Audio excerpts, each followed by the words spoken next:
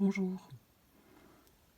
Alors je voulais continuer avec cette histoire de son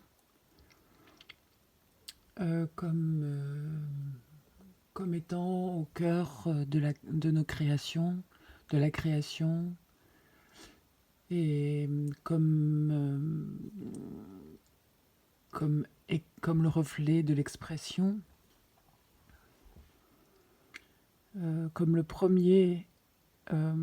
la première marque aussi de la vérité, de celle que l'on cherche à, à rendre, à, à manifester.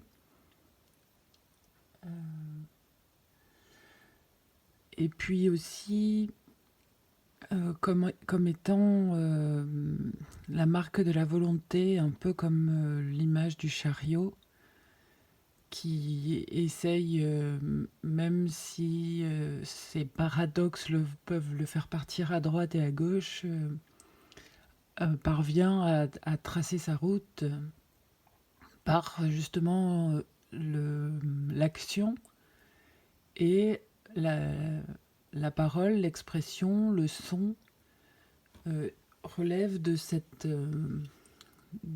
marque, de faire apparaître dans le concret notre volonté. Et, euh, et la parole enfin en tout cas le son est le départ dans les textes, dans les écrits euh, traditionnels. Le monde aurait été créé depuis une vibration, depuis le son. C'est le départ euh, euh, qui, qui va amplifier, qui va étendre une volonté. Et hier, en mélangeant les cartes, la carte de la tempérance euh, est, est apparue. Et comme je la vois pas souvent, je suis allée voir de quoi elle parlait dans le livret. Et il y a certaines cartes de ce jeu qui ont l'air, enfin certains personnages de ce jeu qui ont l'air d'être des géants. Leurs proportions sont curieuses. Ils ont de grandes jambes, enfin des jambes massives, des pieds massifs. Et en dos de deck, c'est la papesse qui est apparue. Et pareil, elle a des genoux, des jambes, des mollets, des pieds massifs. Euh, qui entre un peu en contradiction avec l'idée qu'on pourrait se faire du féminin. Et sur la carte de la tempérance, il y a à nouveau l'idée du cycle, ici, comme hier, avec la carte mystère de ce jeu. On dirait encore un tourne. Enfin, ça me refait penser à l'image du tourne-disque, avec les différents sillons. Ici, la pointe du diamant qui vient lire les pistes. Il y a le symbole du Sagittaire, là, qui a l'air de traverser ce point. Et puis là, on retrouve aussi les flèches. On dirait que la distance entre ce centre-là de nous-mêmes et le soleil qui pourrait représenter la manifestation. Il y a un équilibre, une balance qui se fait, et la distance se joue aussi sur l'équilibre de nos propres paradoxes que l'on touche de plus en plus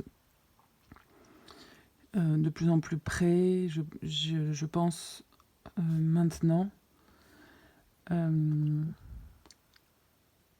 Il y a aussi, toujours dans cette même idée, alors la tempérance parle souvent de guérison et d'équilibre.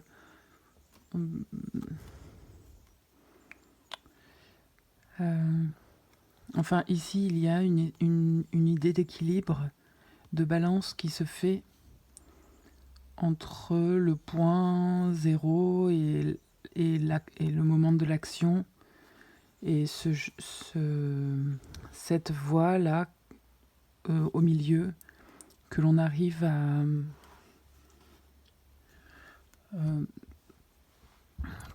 sentir, que l'on arrive à entendre pour avancer de façon plus fluide.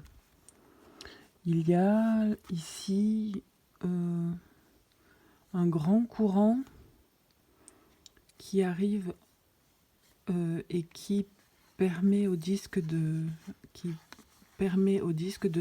tourner, d'être alimenté, et de ce que, alors un peu comme l'air qui transporte le son, et ici on dirait les hélices d'éole, et puis avec ce soleil là qui amplifie son rayonnement,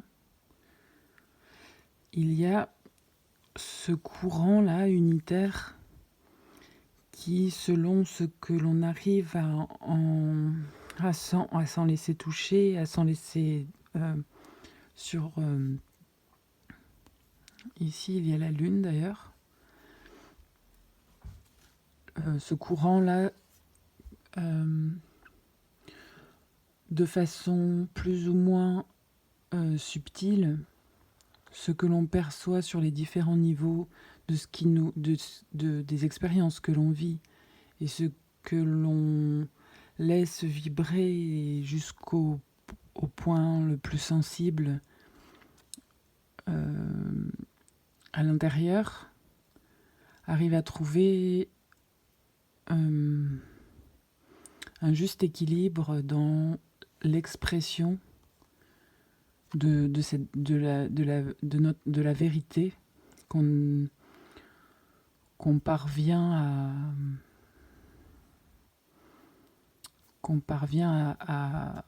à suivre en dépassant les peurs. Il y a dans ce jeu-là du Tarot of the Spirit un parallèle avec l'arbre de vie, avec l'arbre hébraïque et les différentes sphères de nous-mêmes. Ici, c'est le plan le plus matériel, et ici, le plan le plus subtil. Et donc ça est fourni avec le jeu, cette carte-là, pour permettre d'associer les plans. Et de ce que j'ai compris par les lectures de la symbolique du corps humain d'Annick de Souzenel, l'énergie féminine à gauche, dans les plans les plus inaccessibles, représente ici l'intelligence, et la partie masculine représente la sagesse. Et ici, ce serait comme le Tao, l'équilibre, enfin l'unité, l'équilibre entre les deux pendants. Et à partir du date, qui représente d'ailleurs la papesse, et c'était la carte du dos du paquet de cartes, du dos de deck, les énergies sont inversées sur le plan de la manifestation de ce que nous, on arrive à percevoir. Depuis ce grand vide, qui est appelé ici knowledge, le savoir ou la connaissance. Il y a les ambivalences, les paradoxes qui reprennent leur place, où les énergies reprennent leur équilibre. Et tout l'art et la manière dans l'art de vivre, dans le jeu de la vie, revient à remettre les énergies à leur place. Donc les énergies masculines et féminines. C'est peut-être pour ça que les personnages sont assez ambivalents. Il y a dans cette carte-là de la papesse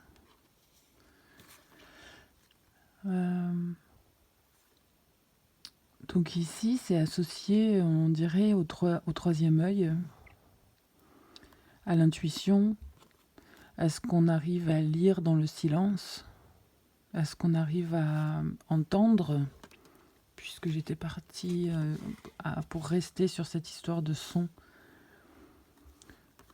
que l'intuition parvient à faire vibrer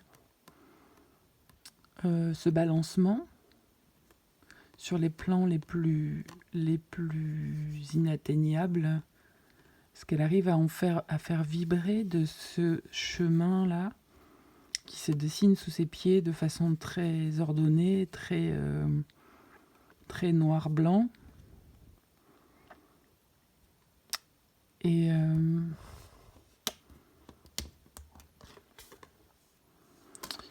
il y a comme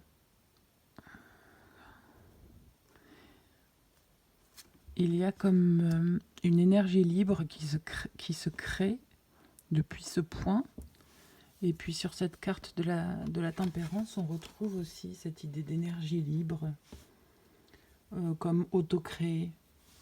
Une fois que le flux a été capté, le flux elliptique, enfin plutôt en spirale, comme le coquillage que l'on met, à l'image du dessin du coquillage que l'on met à son oreille.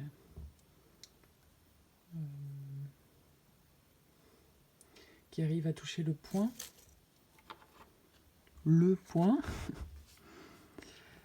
Donc ce flux-là va réussir à alimenter, à faire tourner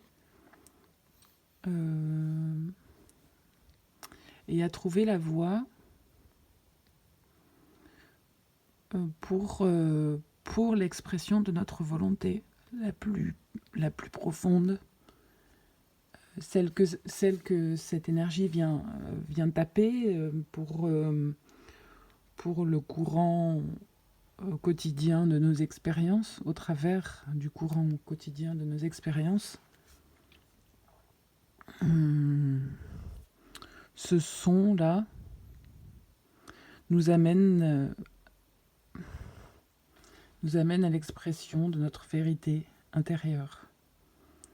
Et il y a aujourd'hui quelque chose qui relève indéniablement de quelque chose de profond qui touche nos parties les plus